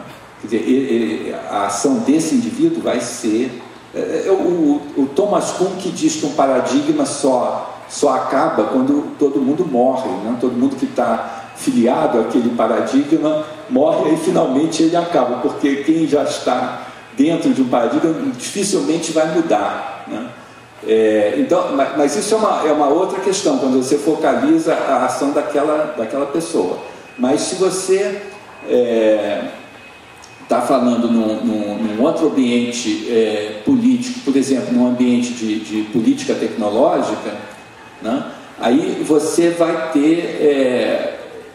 poder discutir a compra desse equipamento em função de alternativas. E na análise dessas alternativas, você tem oportunidade, inclusive, de mudar o tipo de conhecimento que você vai buscar e construir. Seria aquela parte da... E você não precisa chegar numa radicalização filosófica do construtivismo realista com todas as letras, né? Mas você, naquela história formação, você já vai trazer, bem, mas por que eu estou fazendo, por que eu quero usar esse equipamento? De repente, eu quero usar porque é mais rápido. Mas é mais rápido, o que economiza? Economiza horas de trabalho. Mas eu tenho aqui 5 estagiários que eu posso pagar e não fazer e levar mais tempo para separar as amostras, né? E aí você já toma uma outra decisão, e o próprio problema que você está se interessando, quando você problematiza dessa forma e se afasta, né, da crença que não, isso aqui é uma decisão técnica, eu tenho isso mesmo vai modificando os problemas que você se interessa, né? Que você se endereça para eles, né? Bom dia. Bom dia. Professor Ivan, eu adorei essa exposição e fiquei com uma dúvida. Você começou falando sobre a entrada da antropologia dos laboratórios na década de 80, né? Meu nome? Patrícia. Eu sou da UFBA, Salvador. Então, aí você depois escorreu sobre os 4 focos de abordagens, né? Ideia de fluxo, materialidade, heterogeneidade e co-construção. Mas eu fiquei com dúvida, queria que você esclarecesse, na história da ciência, em que ponto definiu-se pensar a partir dos substantivos, dos verbos e da ação, ou seja, fazer essa passagem de epistemologia para ontologias, de onde que vem isso na história da ciência? Ficou claro na antropologia, e depois você foi caminhando para as outras áreas, mas de onde surge isso na história da ciência? E essa perspectiva na ciência, ela surge ou ela é retomada? E como e por quê que isso surge? Por que fazer essa passagem? Quando surgiu essa dúvida de vamos fazer uma passagem para o substantivo, para a ação, para o verbo? Isso na história da ciência ou na filosofia? Bem, quanto a essa questão da entrada da antropologia no laboratório, eu escolhi isso como um começo, né? Eu poderia ter escolhido outro, né? Eu poderia ter escolhido o fim da controvérsia, por exemplo, de contexto da descoberta, contexto da justificativa, a discussão internalista e externalista, ou poderia pegar o Fleck, né, o livro do Ludwig Fleck, que é da década de 30, tem os trabalhos de etnometodologia que antecedem um pouco, mas tem muito a ver com esse olhar antropológico e descrições etnográficas do trabalho do cientista, né? E aí ver as diferenças entre o que o cientista diz que faz e o que ele faz, né? Trazer isso. Mas eu escolhi esse ponto, não, vamos dizer assim, não foi só para fazer uma média com vocês que são antropólogos. Eu acho que realmente fez uma diferença, assim, esses trabalhos têm uma eloquência e têm um poder de comunicar essa ação de ver a ciência em se fazendo que outros não têm. Quer dizer, o Kuhn, por exemplo, não tem mesmo, eu acho. Ele tem resolver uma série de coisas, mas não tem isso. Então, eu acho que isso é um pouco arbitrário, mas não totalmente, como eu disse. Quer dizer, essa entrada dos antropólogos no laboratório como marcando um ponto de inflexão, né, na história, na sociologia, na filosofia e na própria antropologia da ciência. Quanto a essa questão dos substantivos, o que eu falei aqui está, na verdade, em todos esses escritos do John Law, do Bruno Latour, do Michel Calon, da Anne-Marie Moll, não com essas palavras, né? Mas a ideia de cada um deles fala, por exemplo, Marimol fala no corpo múltiplo, né? E aí ela vai falar ou o John Law fala no descentramento da realidade, né?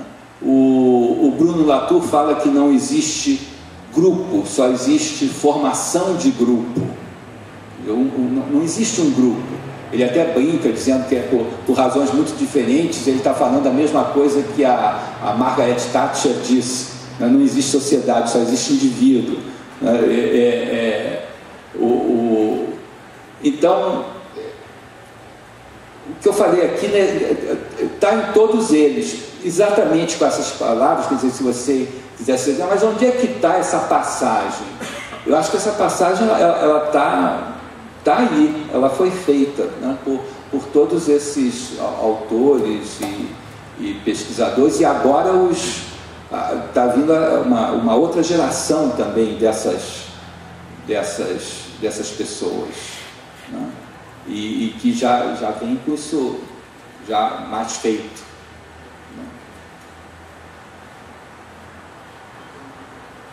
Oi, meu nome é Guilherme, eu sou Luiz Guilherme, eu sou aqui da UNB.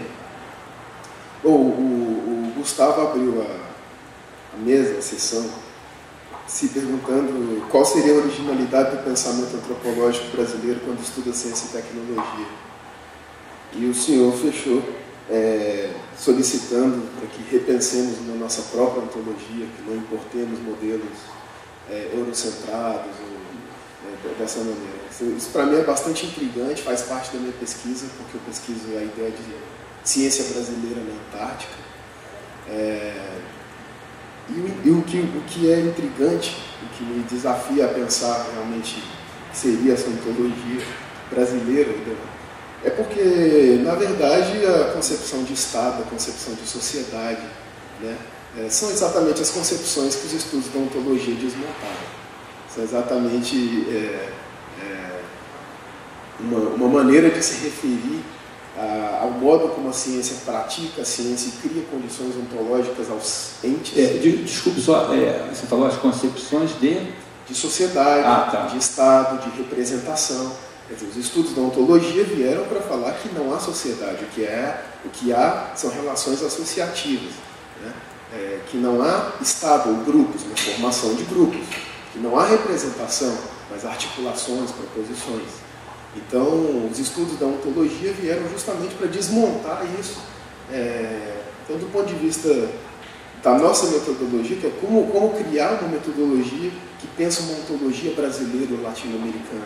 E, por outro lado, para os próprios cientistas, os que eu estudo pelo menos, eles têm um interesse fundamental em alimentar bancos de dados que se tornem comparáveis em níveis trans e internacionais.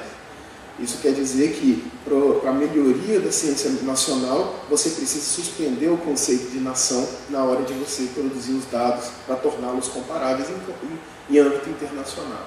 Então, tanto para eles quanto para nós, a ideia de ciência nacional, ontologia nacional, ou como o professor aqui colocou, epistemologias do Sul, parece um grande desafio metodológico, porque como reconectar tudo isso sem reproduzir um eurocentrismo, né?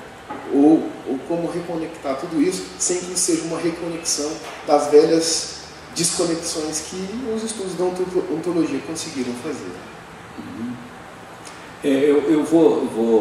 Eu acho que é uma coisa realmente muito difícil e que logo desemboca em questões de poder. Eu fico sempre espantado como as pessoas rapidamente captam e às vezes se opõem em função de, assim dizer, bem, isso aí vai contra o que eu faço, vai contra o meu interesse. Mas quando se fala de uma prática ontológica ou de uma outra versão de realidade, você está, ou pode, não quer dizer que você não vai enfrentar as dificuldades, né? E também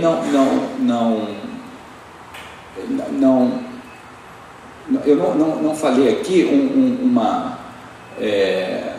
uma coisa nacional. Eu acho nacional mais, você colocou bem, mais complicado. Se eu falei nacional, peço, não, é a unidade mais complicada. Falei local.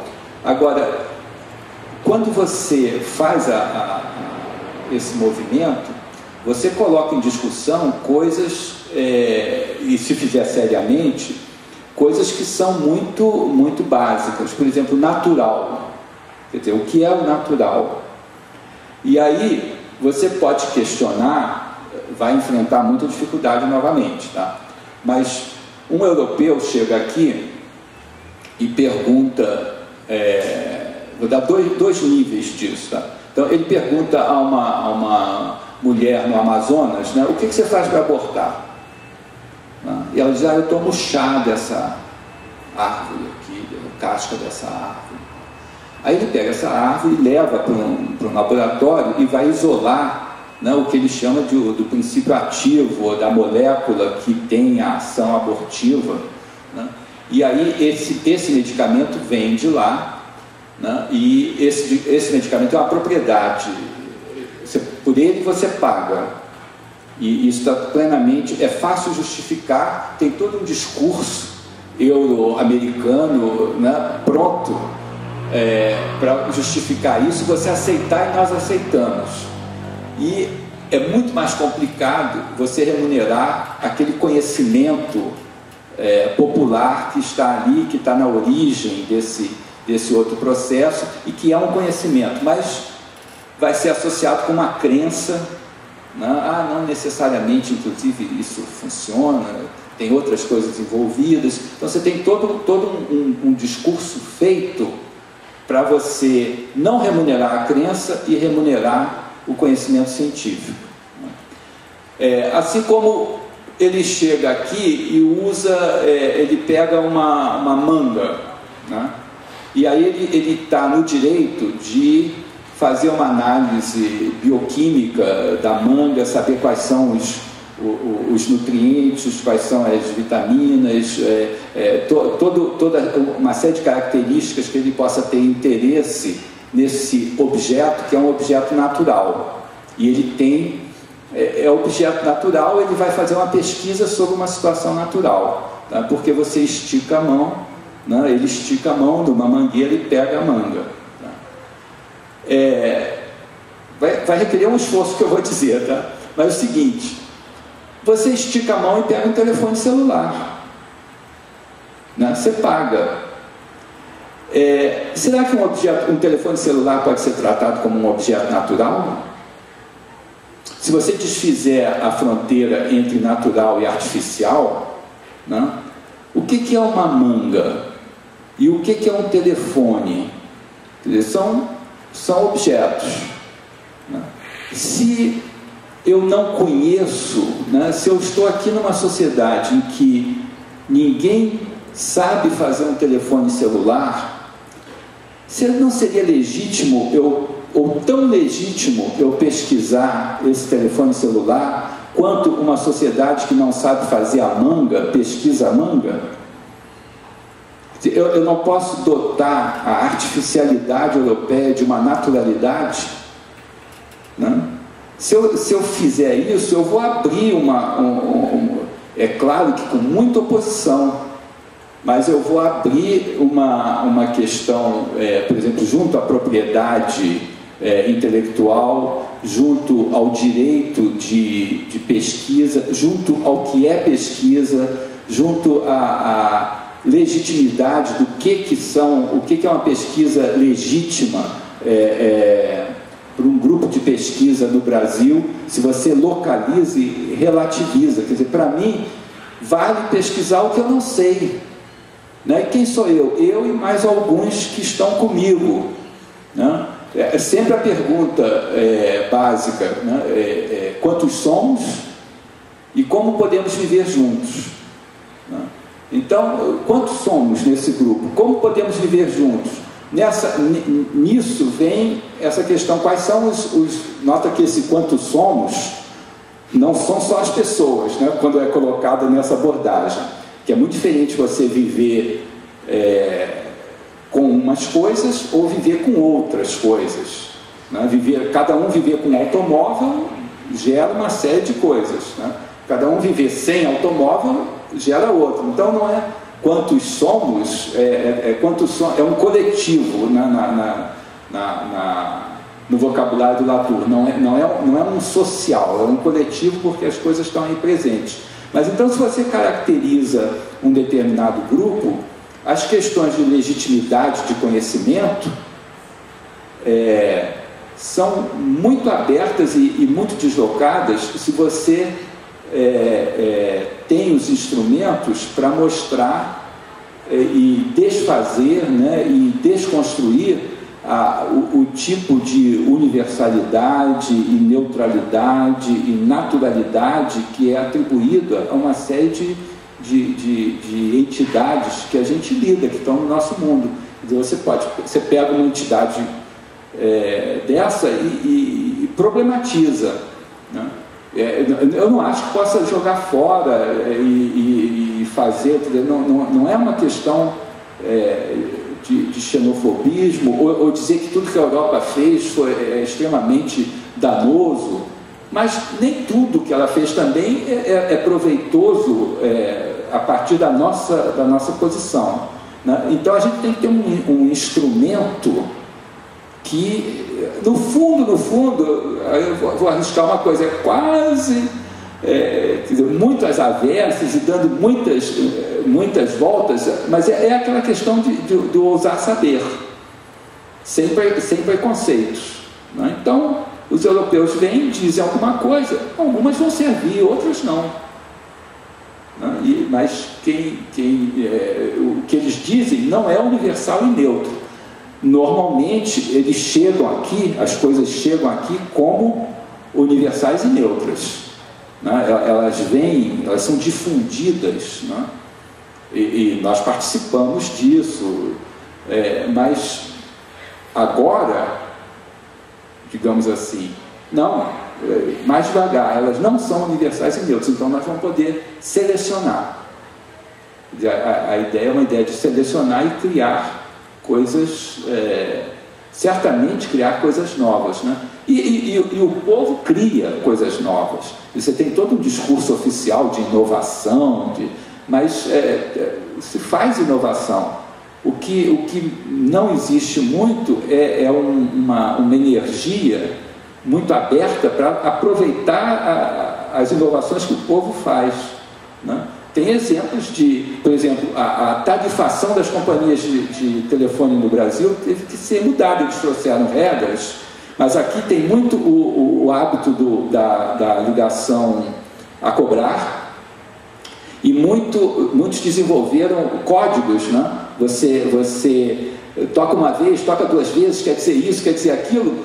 As companhias tiveram que adaptar as regras, porque tem uma capacidade de fazer coisas novas e se relacionar com o que aparece, né?